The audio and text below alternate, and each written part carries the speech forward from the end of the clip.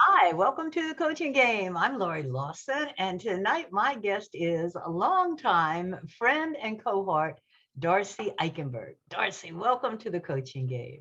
Oh, Lori, I'm so glad to be here. Thank you for inviting me. You know, I met Darcy in 2010 at an ICF function.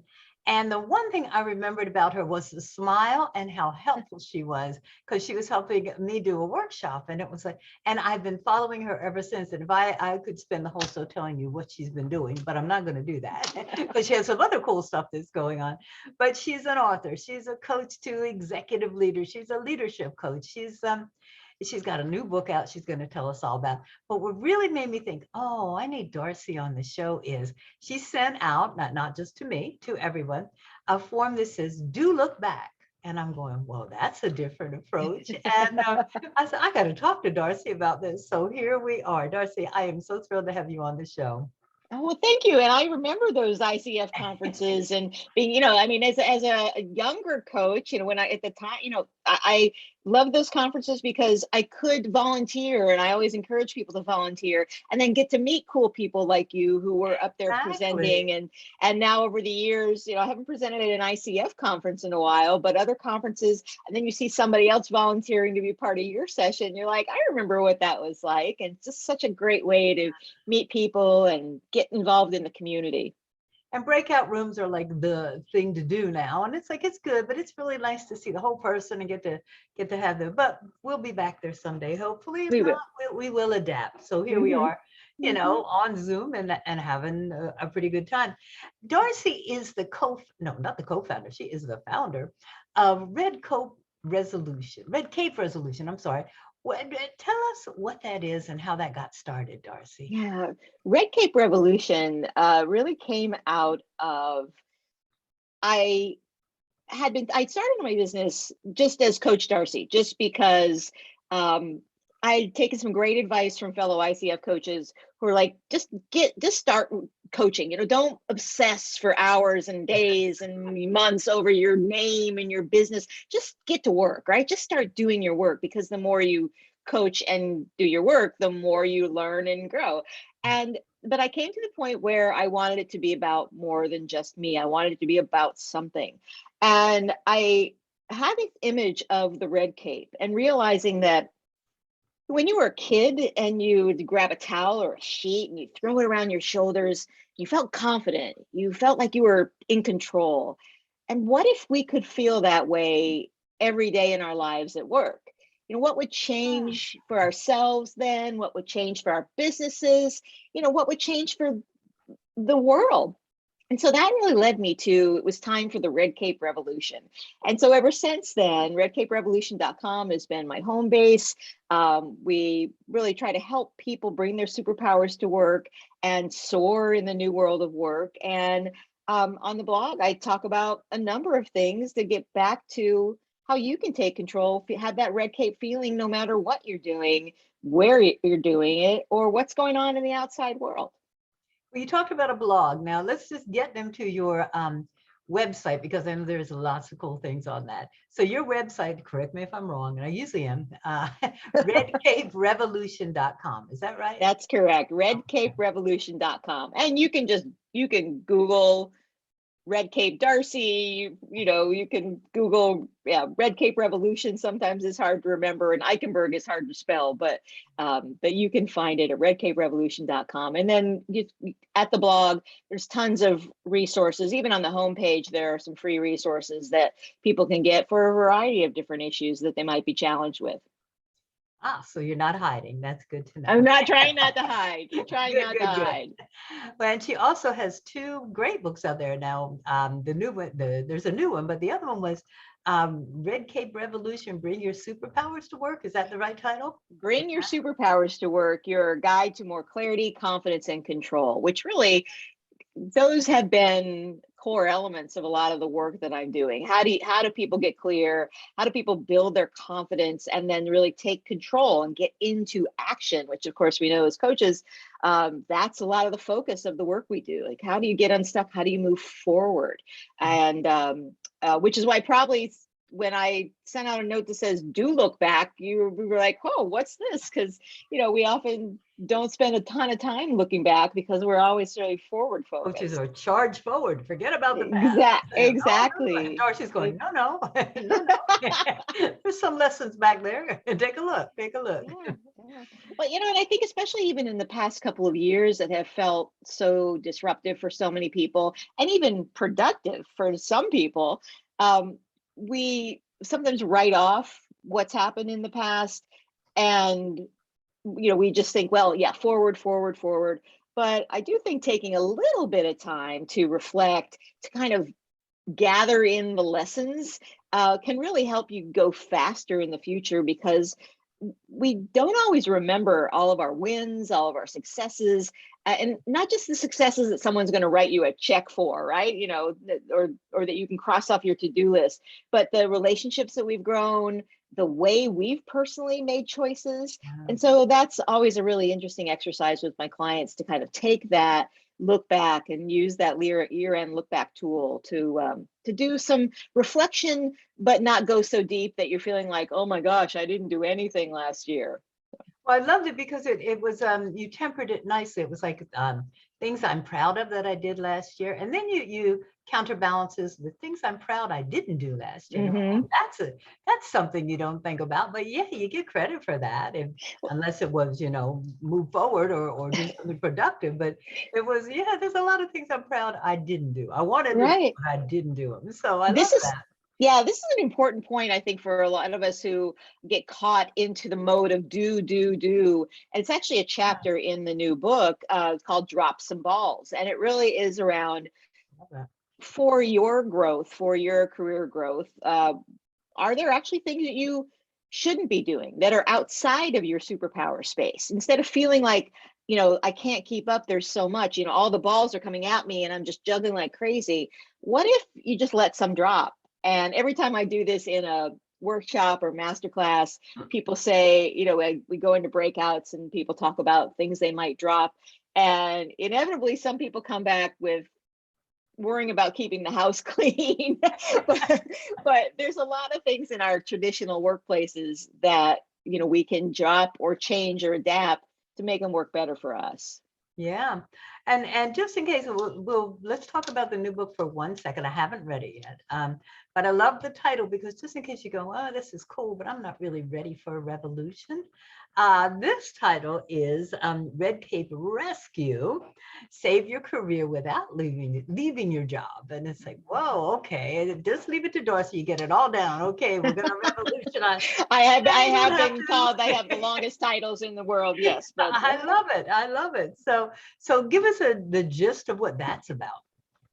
So Red Cape Rescue is really about how can you take back control in your career, because you only control three things. You control everything you think, everything you say, and everything you do. And that's it. We can't control other people. We can't control the economy, the world, anything that's going on around us. But how do we recognize what control that we hold?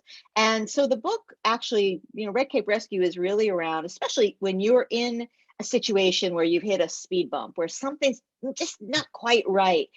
How can you take back control of where you are first and get a handle on that before you do what society tells you to do? It's like, you're not happy, go find another job. You're not making enough money, go find another job.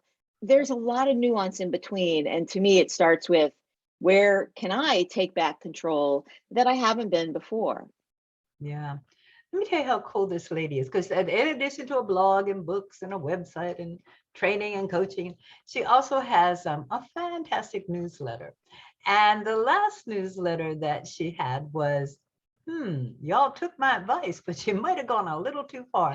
And that's simply about all the people quitting their jobs. And I've been asking that for a year. It's like, it's cool. I'm glad you recognize your worth.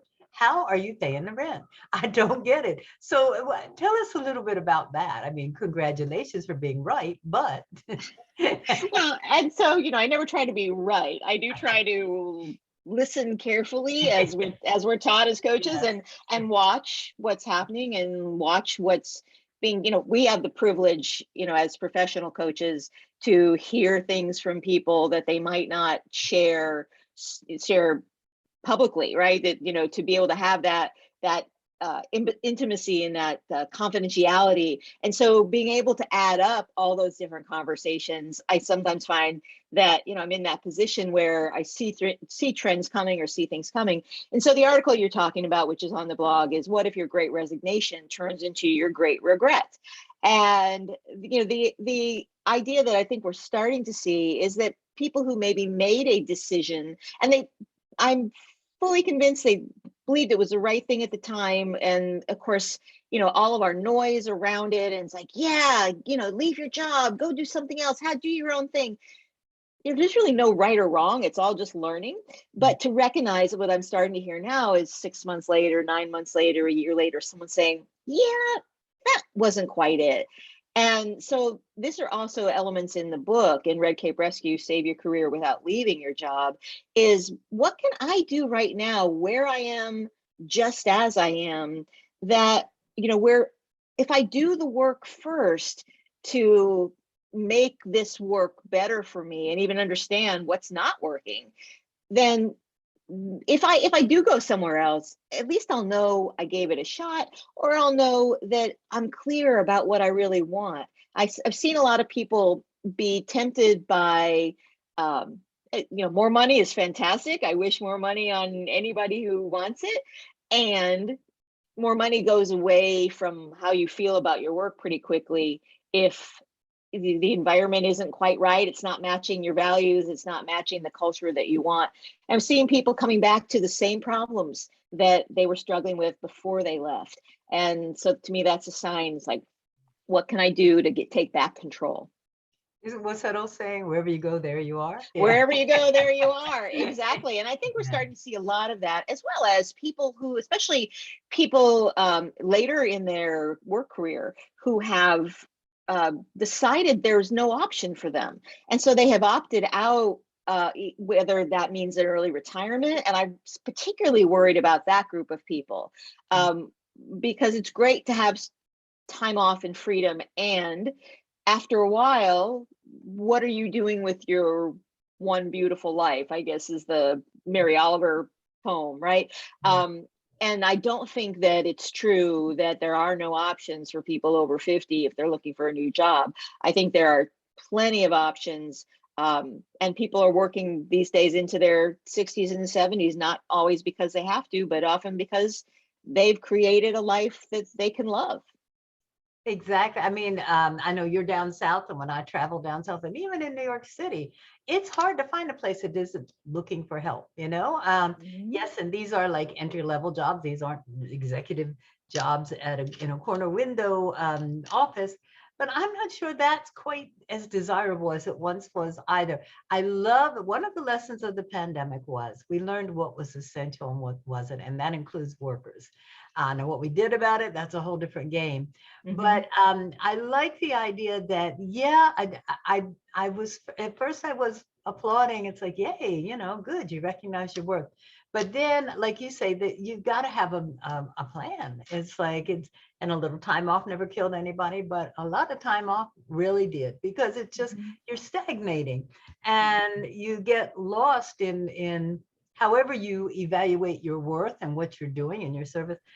There's no way to do that. So I love that you've offered this up as rescue your career without leaving it, and it may mean you move from job to job, but at least realize what makes you happy. So, yeah. And it could be something as simple as changing one thought that you have, one assumption that you have. And there's a chapter in the book about you're assuming positive intent. This is something we talk about in coaching a lot, right? But it is recognizing, am I actually ascribing behaviors or reasons to somebody who's getting on my nerves without really doing the work, having a conversation, asking the bigger question to really know, is that true? And I've seen people make huge decisions based on a story they've made up about one particular person or one particular industry. Oh, I don't want to be in consulting. Consulting is hard. Those are all dog eat dog. Well, consulting looks like a whole lot of different things, right? So I think we have to be careful about what the outside messages, which are always at the extremes, that we have to decide, what do we want, who are we, and what's right for us. Right. And that's where coaches can come in, I think.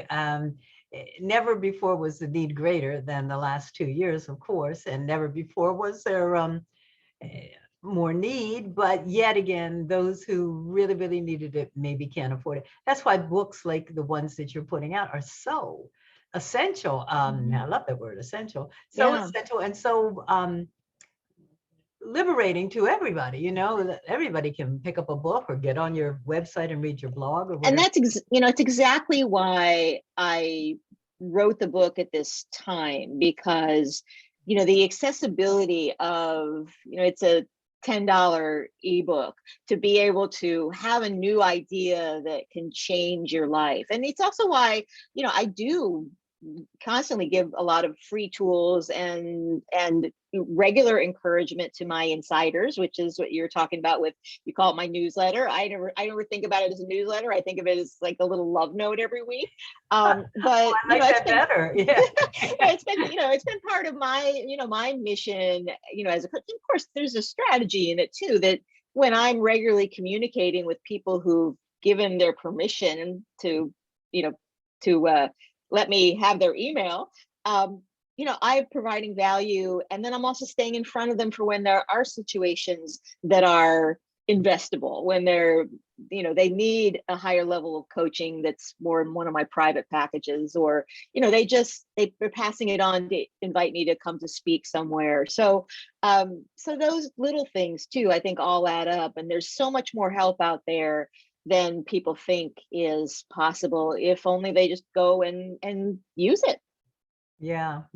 I think because I've always been in like nonprofit and service for my entire career, that's always the dilemma. The people who need the services most often can't afford them. So I, like you, and I'm trying to say, well, you could go here and you could check out here, and these are some resources, and then give away as much as you can. It's like that, because that's the whole purpose.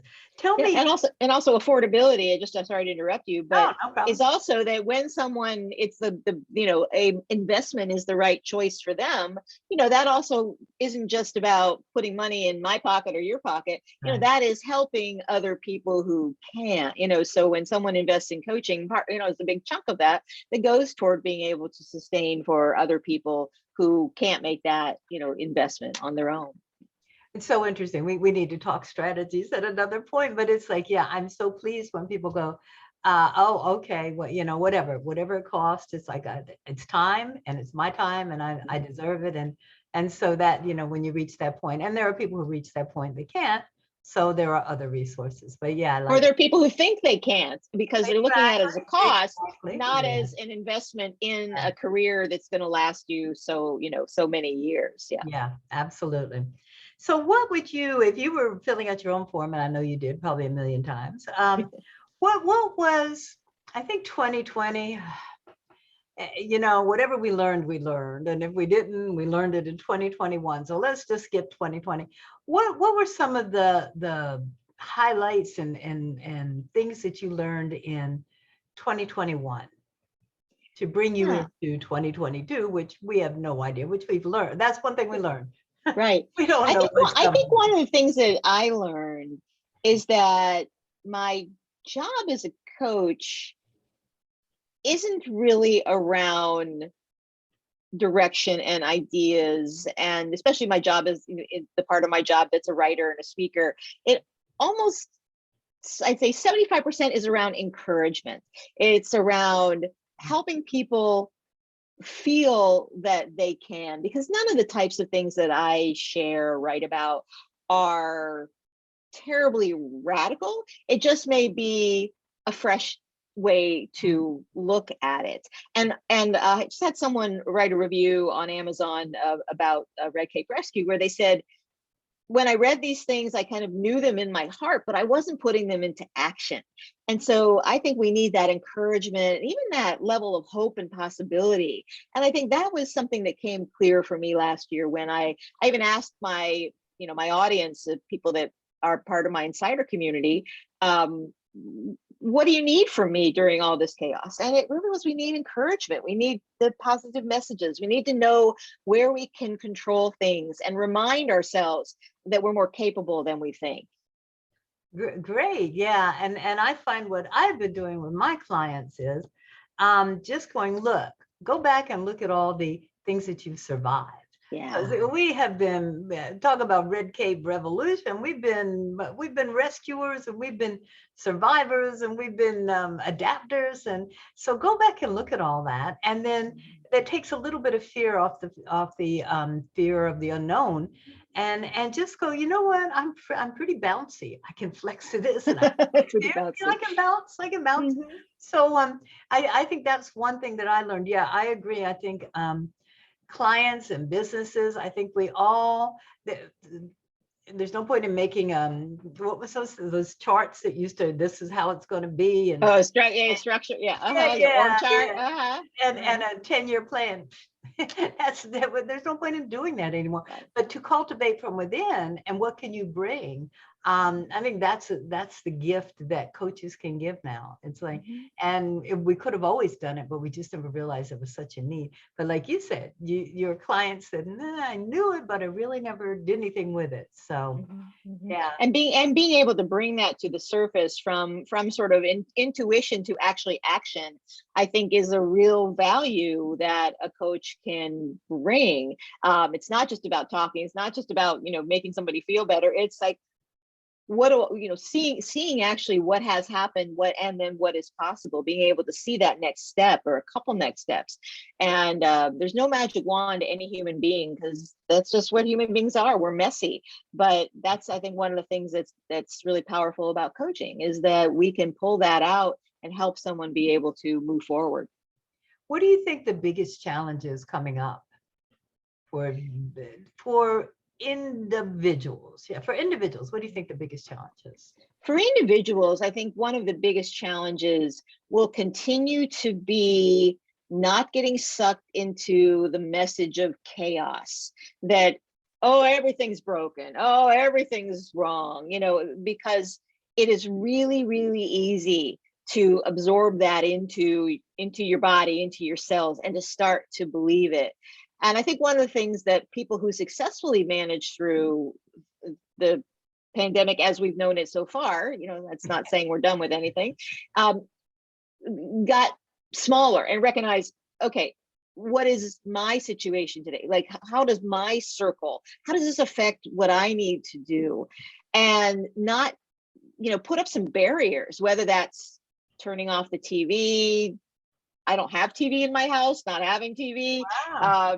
And just being able to say, how do I hear my own thoughts and not be absorbing all of the Sturm und Drang that's, coming from outside.